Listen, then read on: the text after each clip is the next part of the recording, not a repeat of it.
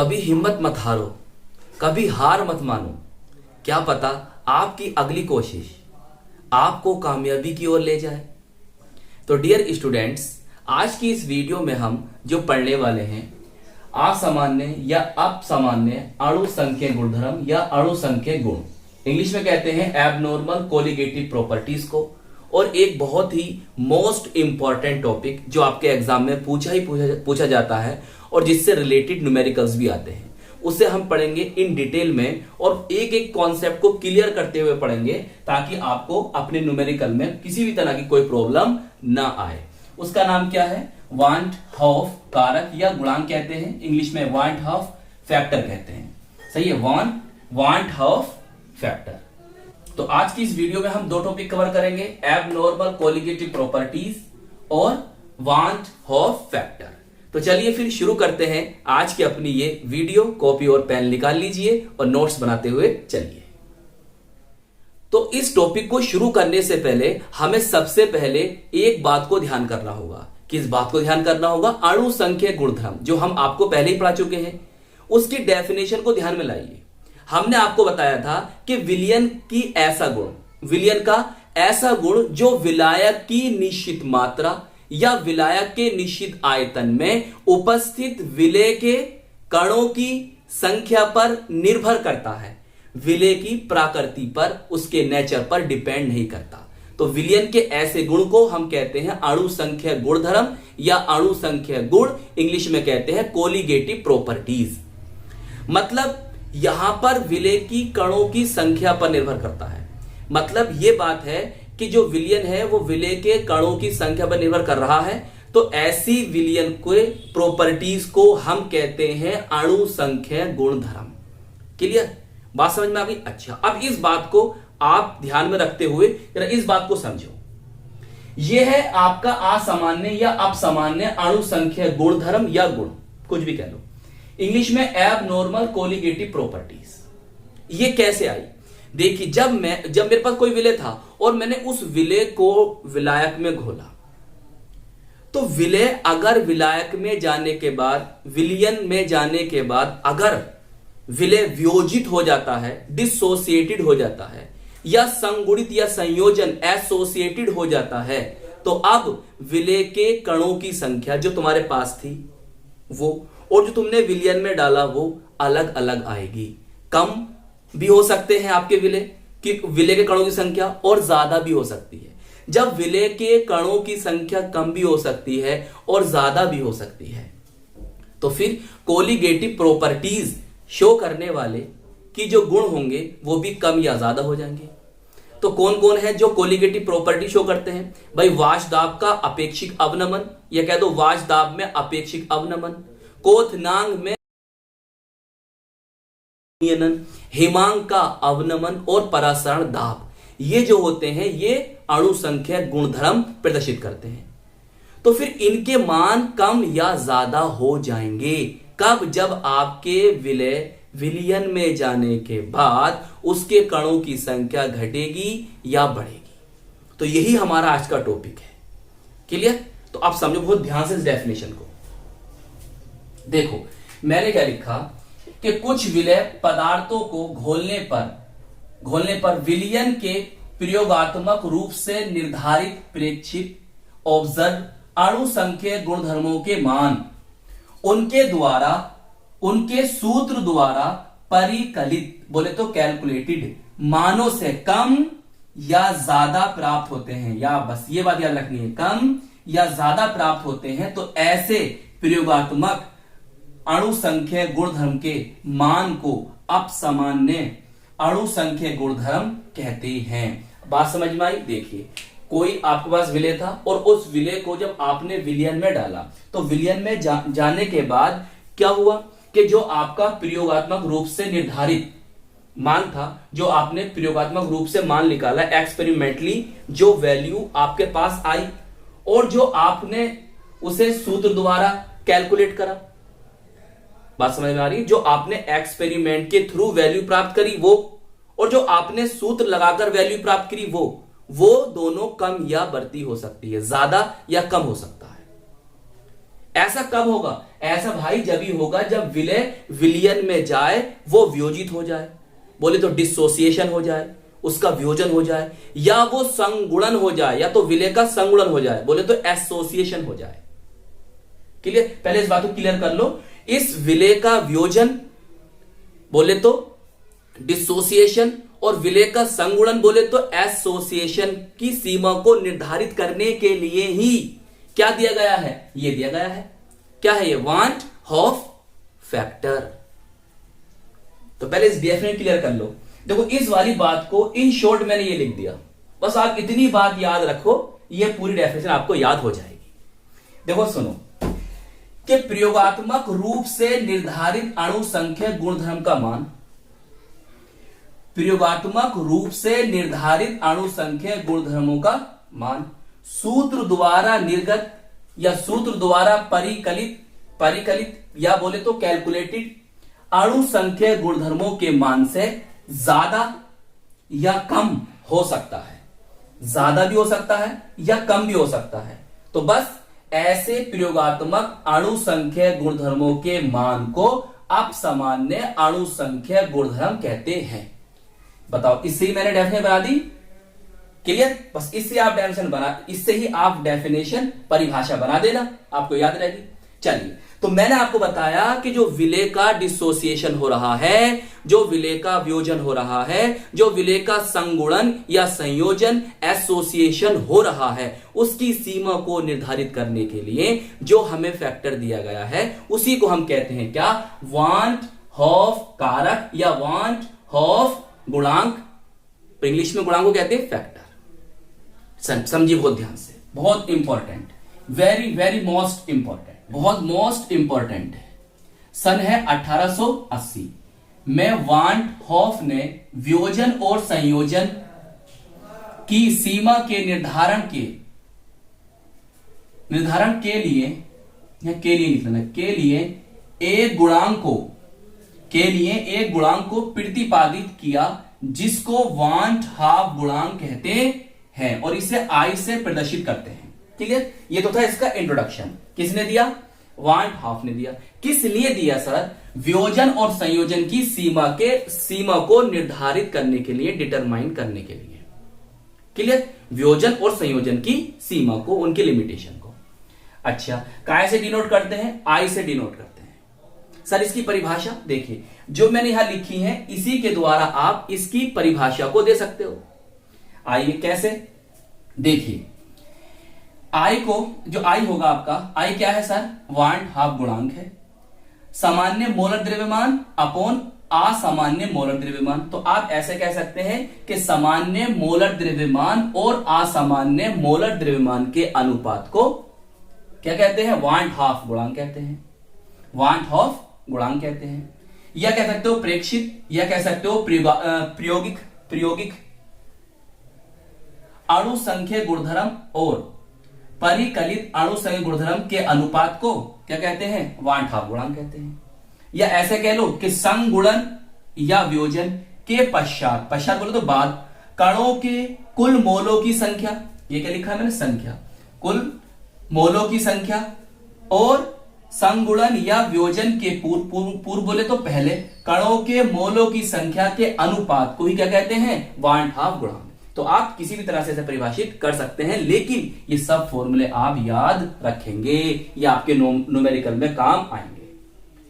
अब जो हमारे पास अणु संख्या गुणधर्म थे, जो मैंने अभी नाम आपको गिनाए, अगर हम उसमें अपना वांट हाफ गुणांक को भी शामिल कर देंगे तो अब हमारे पास वो समीकरण किस तरह से बनेंगे।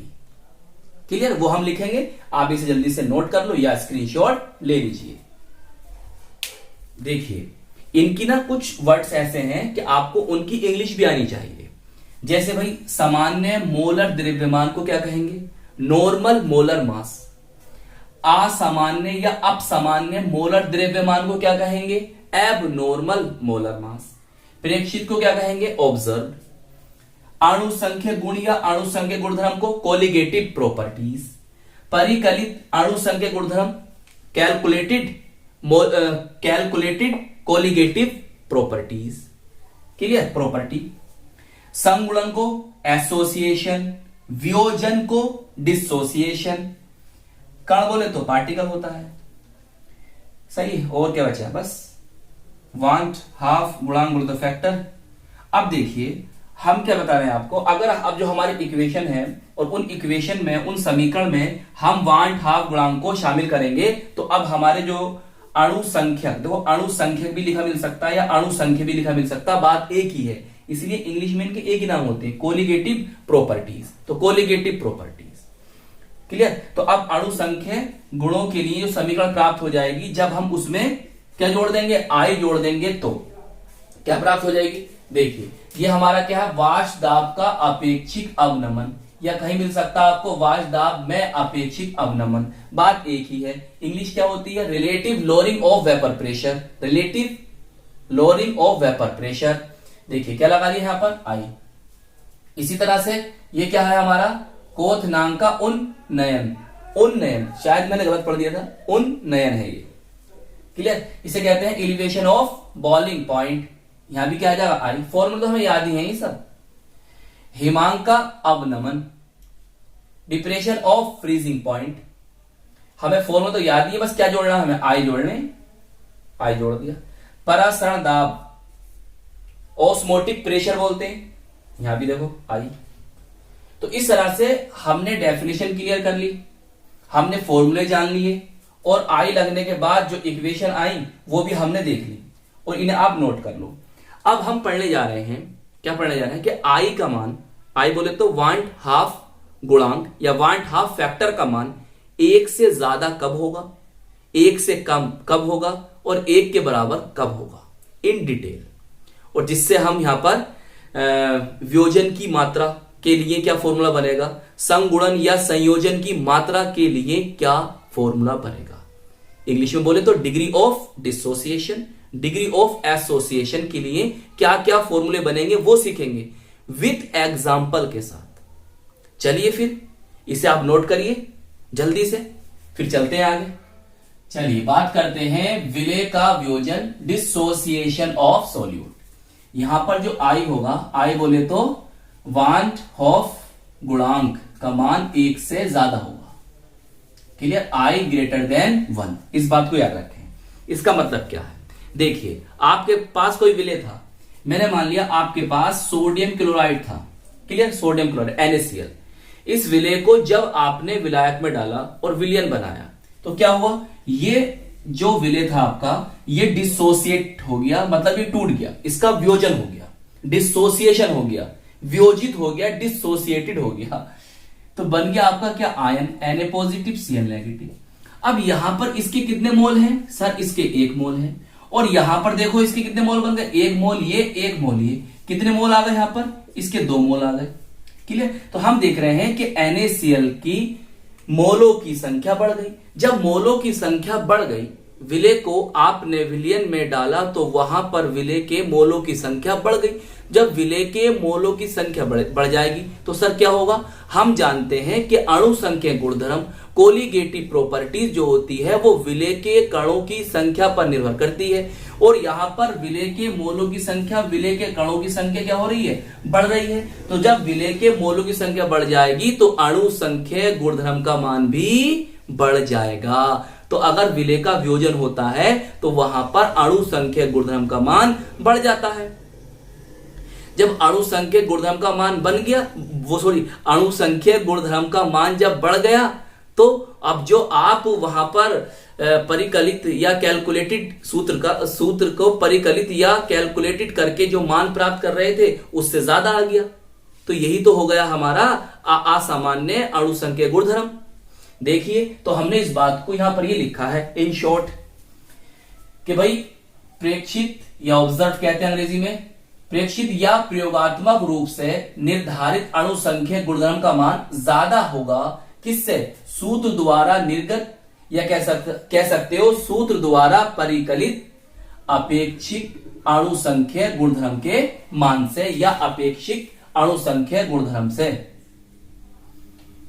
क्लियर। चलो आगे देखिए, हम बात कर रहे हैं वियोजन की मात्रा, सही है, डिग्री ऑफ डिसोसिएशन। हम आपसे कह रहे हैं कि 1 मोल से अल्फा वियोजित हुए, 1 मोल से अल्फा का वियोजन हो रहा है। हमारे पास एक समीकरण दे रखी है, हमने कंपाउंड लिया अपना ए एन, और ये क्या हो गया, वियोजित हुआ काय में, एन ए में। तो वियोजन से पूर्व यहां पर जो मोल थे इसके 1 मोल था, पूर्व के लिए यहां 0 होगा। वियोजन के बाद क्या हुआ कि यहां से 1 माइनस अल्फा हुआ, और यहां से क्या बने sir, n alpha. Clear, n mole के लिए एन अल्फा का वियोजन होगा। अब हम जरा आई का मान निकालते हैं। हमने बताया था कि वियोजन के बाद कुल मोलों की संख्या अपॉन वियोजन से पूर्व मोलों की संख्या। तो वियोजन के बाद देखियो यहां क्या हो गई, 1 minus alpha plus N alpha, और वियोजन से पूर्व कितने हैं आपके पास मोल, 1 मोल है। तो देखिए अब क्या होगा, ये 1 है। देखिए क्या होता है हमारे पास, 1 का तो कुछ होना नहीं है, इसे लिखते हैं आई बराबर, चलो लिख देते हैं एक बार, 1 minus alpha plus N alpha. चलिए अब वहां पर चलते हैं ऊपर, इसे रफ कर देता हूं, ये बात समझ में आ गई होगी आपके। देखिए मैंने क्या करा, इसको I1 मैं इसे इधर ले आया, इसे इधर ले आया, बराबर एन अल्फा, इसे ठीक करके लिखा एन अल्फा, और ये मेरा माइनस अल्फा बचा। आगे समझो, यहां से मैं अल्फा का कॉमन निकाल लेता हूं तो मेरा ये बनता है। अब मैं अल्फा बराबर कह सकता हूं I minus 1 upon N minus 1। देखिए ये क्या है, वियोजन की मात्रा, अल्फा क्या है, वियोजन की मात्रा। तो वियोजन की मात्रा के लिए, विलय के वियोजन की मात्रा के लिए ये फॉर्मूला बन जाएगा। क्लियर, अल्फा बराबर I minus 1 upon N minus 1। बताइए बात समझ में आ गई। चलिए आगे चले, अब इसके एग्जांपल ले लें। तो यहां पर एक बात लिख देते हैं हम, ऐसे पदार्थों के लिए, ऐसे पदार्थों के लिए मतलब जिनका वियोजन हो जाए, ऐसे पदार्थों के लिए, ऐसे पदार्थ कौन होंगे, यहां पे लिख दें वैद्युत, भाई रुक जाओ एक मिनट, वैद्युत अपघट्य, बोले तो इलेक्ट्रोलाइट्स, वैद्युत अपघट्य ऐसे पदार्थों के लिए I का मान 1 से ज्यादा होगा। क्लियर, के लिए बस ऐसे याद रखो, I का मान जो होगा 1 से ज्यादा होगा। ऑप्शन में पूछ सकता है, ऑप्शन में भी, ऑब्जेक्टिव में, बहुविकल्प में भी। चलिए अब एग्जांपल ले लें। चलिए फर्स्ट एग्जांपल ले रहे हैं, उदाहरण NaCl सोडियम क्लोराइड। कैसा है भैया, इलेक्ट्रोलाइट्स है नहीं है, वैद्युत अपघट्य। वैद्युत अपघट्य उन्हें कहते हैं जिनके जलीय विलयन में करंट फ्लो हो जाती है, क्योंकि उनके जलीय विलयन में क्या मौजूद होता है, फ्री आयन। देखिए यहां पर हम मान रहे हैं इसका 100% क्या हो रहा है, वियोजित हो रहा, डिसोसिएटेड लिख दूं, चलो हिंदी में लिख देता हूं, वियोजित, याद रखना नहीं, डिसोसिएटेड।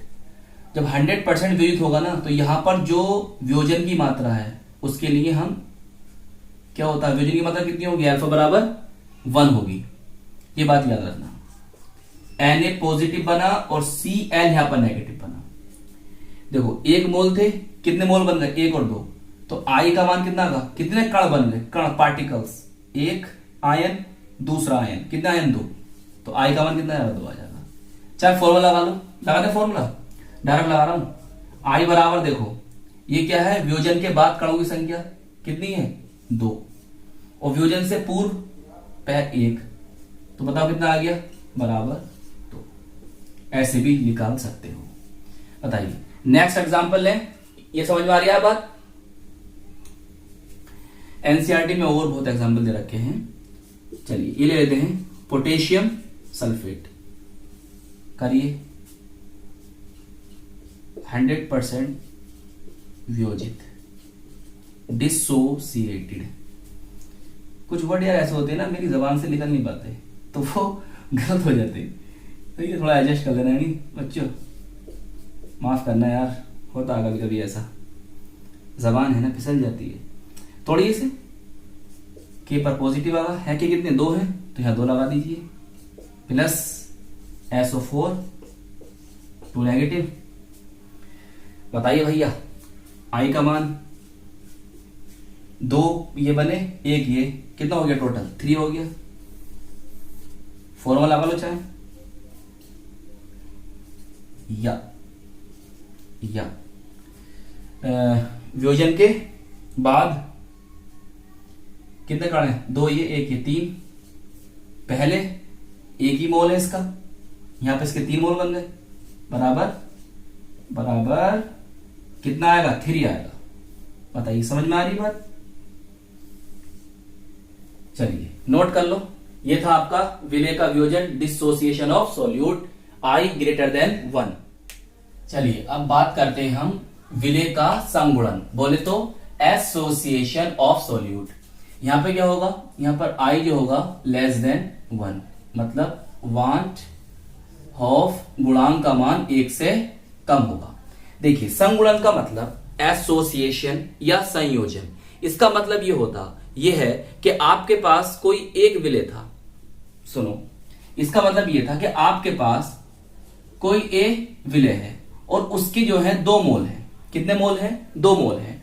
और जब आपने उसे विलायक में डाला और विलयन बनाया, तो वहां पर विलयन में अब जो विलेय के कणों की संख्या है ना, वो कितनी बची? 1 बची। यहां पर कितने मोल थे? यहां पर 2 मोल थे सर। और जब हमने विलयन में चेक करा तो वहां पर हमारा जो ए विलेय था उसके कितने मोल आए? 1 मोल आया।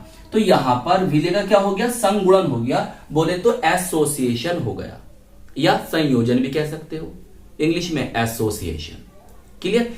कहने का मतलब यह है कि जब हमारे विलेय के कणों की संख्या या विलेय के मोलों की संख्या विलयन में कम हो जाती है, तो अणु संख्या गुणधर्म का मान कम हो जाता है।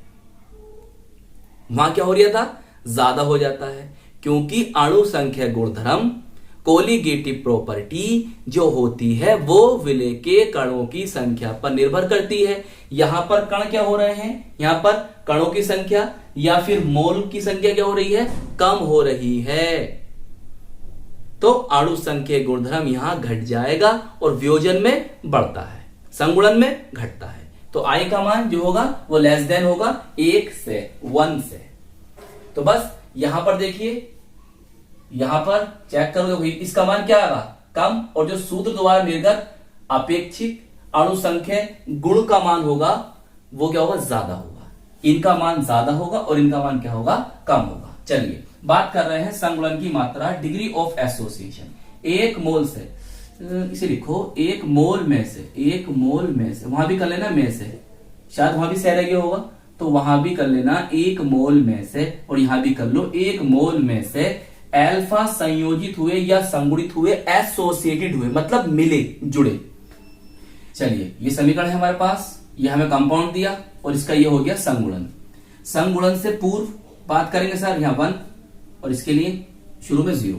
संगुणन के बाद यहां से 1 माइनस अल्फा, और ये इसका संगुणन हुआ है तो अल्फा अपॉन ए हो जाएगा। क्लियर? अब वही फॉर्मूला, संगुणन के बाद मोलों की संख्या 1 upon alpha plus alpha upon N, और संगुणन के बाद ये हो गई, और संगुणन से पूर्व तो 1 ही मोल है। अच्छा आगे चलते हैं, इसे रफ कर देते हैं। समझ में तो आ रहा है ना आपकी? थोड़ी वीडियो लंबी हो जाती है यार, अच्छा टॉपिक पढ़ाओ, डीपली पढ़ाओ, एक कॉन्सेप्ट क्लियर करो तो वीडियो तो लंबी होंगी।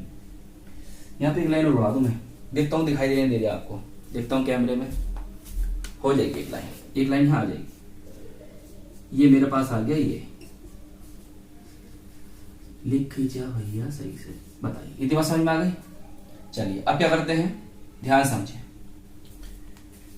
वो ये करना है जो पहले करा था, 1 लिया इधर, मैं 1 इधर ले आया, ये आ गया, इसे मैं सेकंड लिख लेता हूं, अल्फा अपॉन एन प्लस नहीं माइनस अल्फा, तो आई -1, यहां से मैं अल्फा कॉमन निकालूंगा तो 1 अपॉन एन -1 बचेगा, यहां से अल्फा क्या है? अल्फा है हमारे संगुणन की मात्रा, डिग्री ऑफ एसोसिएशन। समझ आई? तो अल्फा बराबर हो जाएगा I -1 upon 1 upon n minus A, ऐसे रहेगा। चाहे ऐसे रहने दो। समझ में तो आ रही बात? आ रही है समझ में? ये आपका फॉर्मूला बना संगुणन की मात्रा का। सही है।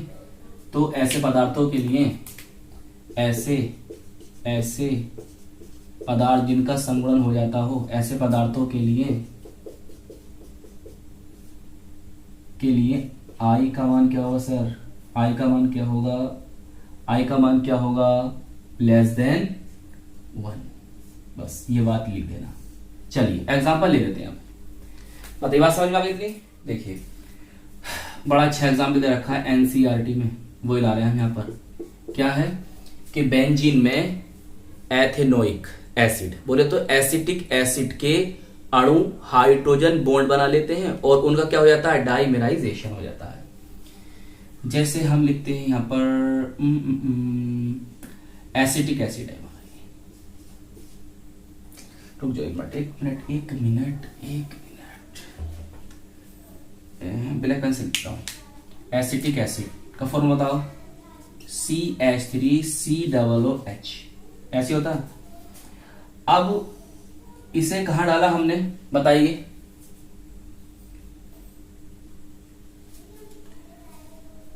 बेंजीन में। बेंजीन का फॉर्मूला C6H6।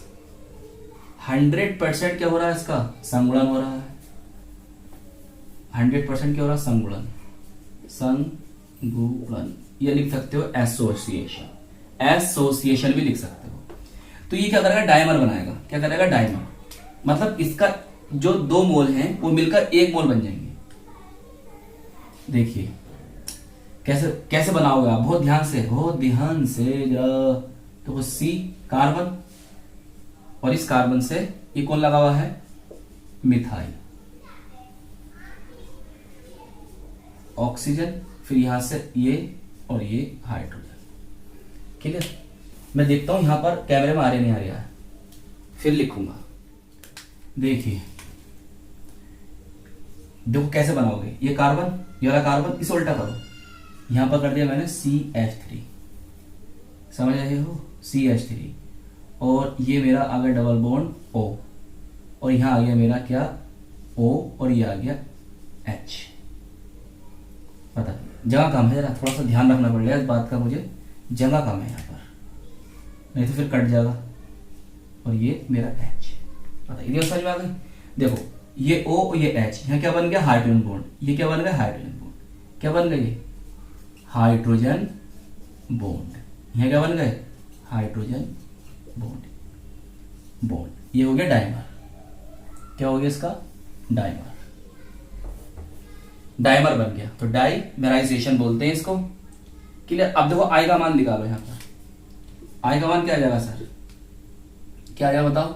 1/2 आएगा सर। अरे 2 मोल थे, उससे क्या बन गया? 1 मोल बन गया। तो क्या हो गया? 1/2। ये ऐसे निकाल लो। देखो संगुणन के बाद कितने मोल बने? 1। और संगुणन से पहले कितने मोल थे? 2 मोल थे। ये आ गया ऐसे करके। सही। एक एग्जांपल और दे या एक ही रहने दे? इसी तरह एक एग्जांपल और है, ये 1 कह दो और 2 ले लो।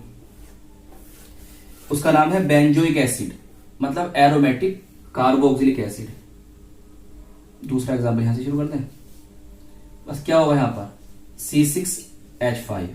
क्या आ जाएगा? C6H5। ये होता है बेंजोइक एसिड। यहां पर अल्फा का मान 0 आ जाता है। अल्फा का मान 1, तो 100% लिखते हैं यहां पर। संगुणन, एसोसिएशन। विलायक है आपका कौन? विलायक कौन है? बेंजीन है। बेंजीन को डाल रहे हो आप ये, तो बस जहां CH3 है ना, वहां पर क्या कर दो? वहां पर C6H5 लगा दो। देखो कैसे बनाएंगे? C6H5, ये कार्बन, फिर कार्बन से यहां पर देखो ऑक्सीजन, यहां पर ऑक्सीजन से क्या? हाइड्रोजन।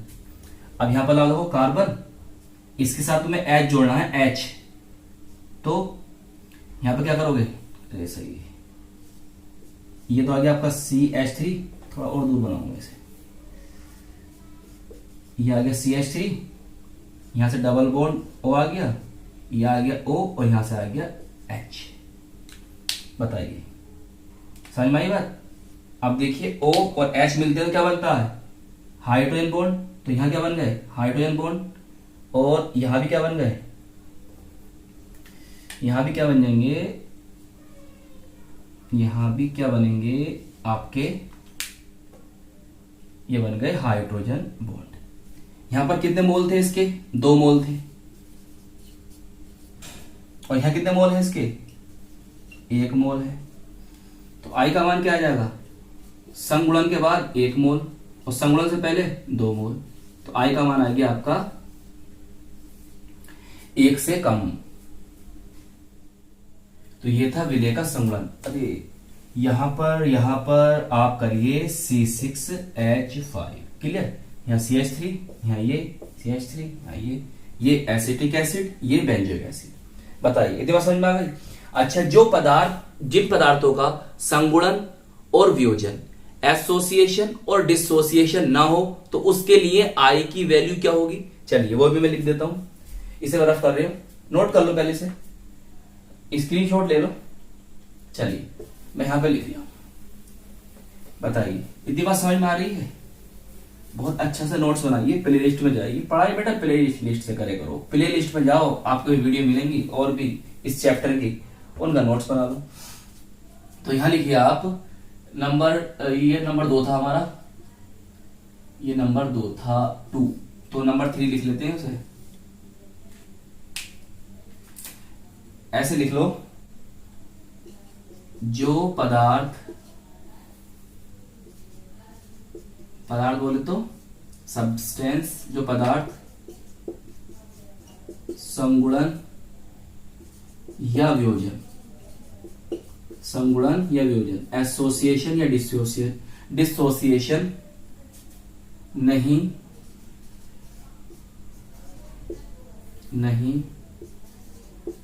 दिखाते या नहीं करते, तो उनके लिए जो आई का मान होगा ना, वो क्या होगा, 1। समझ रहे हो, आई का मान 1। जैसे एग्जांपल लिख लो, यूरिया NH2CO NH2, और बताओ ग्लूकोज C6H12O6, सही है, और 6 ETC।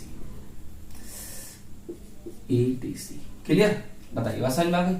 तो हमने क्या जाना, हमने ये जाना आज की वीडियो में कि अगर आई का मान 1 से ज्यादा आता है, तो वहां पर क्या होता है, वहां पर वियोजन होता है, वियोजन। क्लियर, वहां क्या होता है, वियोजन। अगर आई का मान 1 से कम आता है तो वहां क्या होता है, संगुणन। और आई का मान अगर 1 आता है तो वहां ना संगुणन हुआ है और ना ही वियोजन हुआ है। क्लियर। किसके लिए बात पता चल गई। चलिए, तो आई होप आपको ये वीडियो अच्छी तरह से समझ में आ गई होगी। तो अपना बेहतरीन नोट्स बनाइए, खूब मेहनत से पढ़ाई कीजिए, बार बार टॉपिक को रिवाइज कीजिए, और हम मिलेंगे आपको इसकी नेक्स्ट वीडियो में। अब इसका एक आध वीडियो और आएगी इस चैप्टर की, ये चैप्टर पूरी तरह से कंप्लीट हो जाएगा। फिर इस चैप्टर के एनसीईआरटी के न्यूमेरिकल और जो आपके बोर्ड में पूछे गए हैं वो न्यूमेरिकल हम आपको कराना शुरू कर देंगे।